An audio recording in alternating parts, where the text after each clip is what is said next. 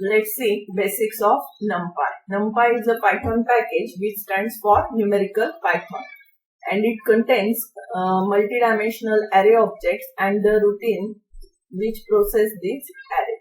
So let's first of all see how to enter the array. For that we have to import first the NumPy library. So import NumPy as np.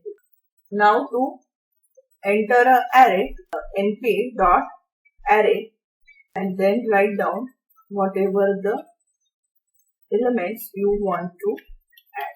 So in this way we can enter a numerical array. Same way we can enter the string array also. So np.array, while giving string, of course we have to use the inverted, double inverted or single inverted comma. So in this way we can enter a string array. It is also possible to enter both the arrays together, that is numerical and string array. So in this way we can enter a string and numerical array together, but it will be taken as a completely string array. See here we can see the commas, inverted commas, which indicates that 1, 2, 3 are also taken as string. Now there are different ways to enter arrays. For example, there is a command that np.arrange 10. Then it will give us an array of 10 numbers starting from 0. Or one can write down np.arrange, suppose for specific numbers, that is suppose starting from 1 to 10, then I have to write down 11 here, so that the last number will be 10.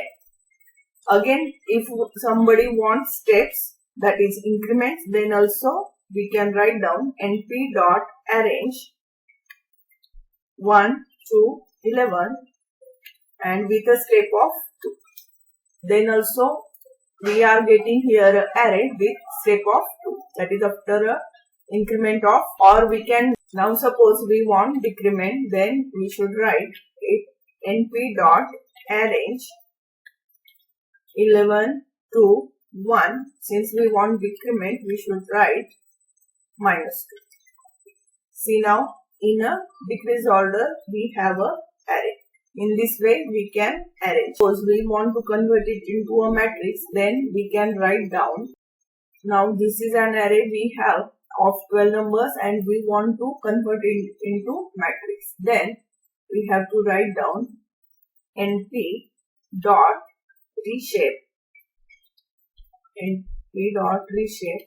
then write down the array which we want to convert to matrix and then the dimension of the matrix. Since it is 12, our order should match with 12. Suppose 2 cross 6. So see here we have a matrix with 2 rows having 6 elements each. In this way we can convert it into matrix form. Let's store this matrix in B. To get the dimension of the matrix, we should write np.shape of the matrix. So 2 cross 6 is the dimensions of the matrix. So in this way we can find out dimensions also. Let's see what will happen if number of elements are not same in the matrix. For example, let's consider one array. Let's take C is equal to np.array. I have 1, 2, 3, and in second array I have 4 and 5. In second I have 4 and 5. Then let's see. It becomes a list. It is not a numerical array now. For example, there is a sum command to find out the sum of whatever the matrix is there. So if I write down np.sum C, it is not adding the numbers of the array, but it is giving just 1, 2, 3 and 4, 5. because it is a list. So the only both the arrays get augmented with each other. Okay. And suppose we took a second array. Let's take array as.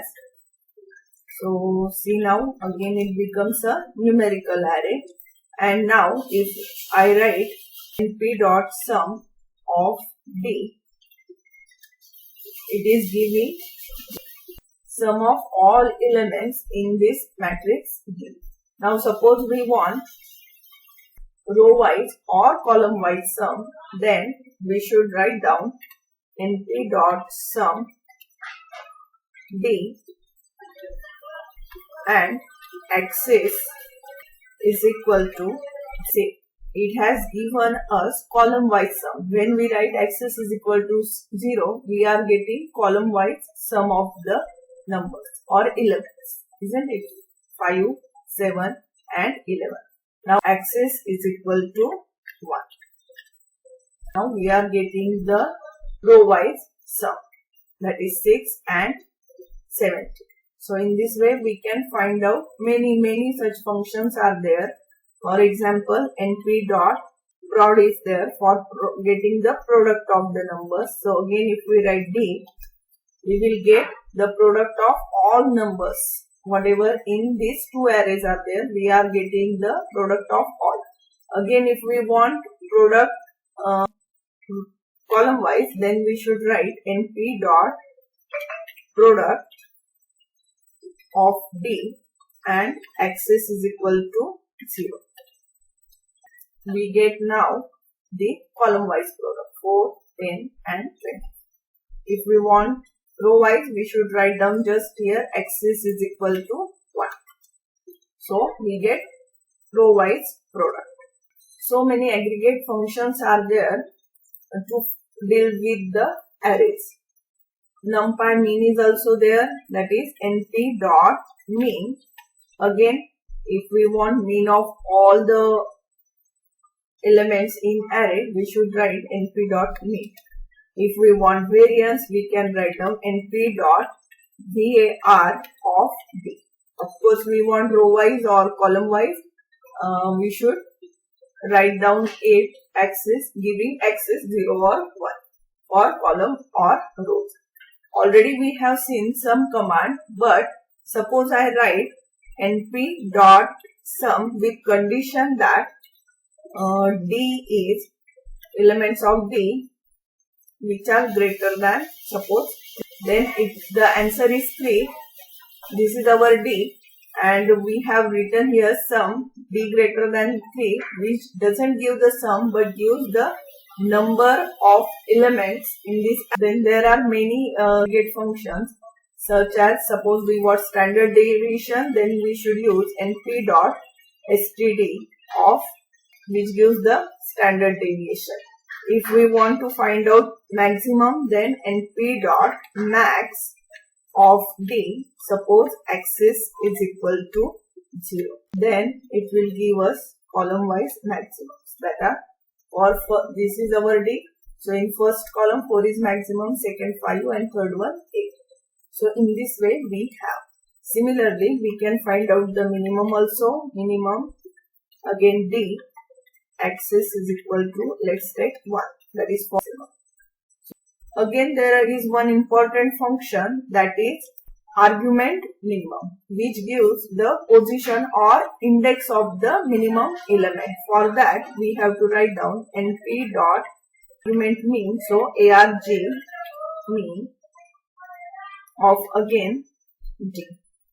So see, it is giving 0 means what? First element of your D is minimum 1. This is our D, the first element is minimum. This is very important function. While finding out in programming, we can do this. So np dot max, np dot arg max of D will give us position of maximum element, that is fifth element is the maximum one. Since fifth means actually, since it starts from 0, the sixth element, that is 8, is the maximum one. Now, of course, if you want row-wise maximum or column-wise maximum, you can give here np dot arg maximum of D and axis is equal to 1. Means row-wise maximum we will get. See, 2, 2 means third element of first array and third element of second array, or row is the maximum one. So we can see here third element of first and third element of second array is maximum. So in this way we can find out the positions also, which will be useful while finding out some group data is there and we need the positions at that time. So it will be useful in that case. Again, median also can be find out using np dot median of D. 0.5 is the median. In this way, percentiles also we can find, and we will see how to slice the matrix and various operations on matrices.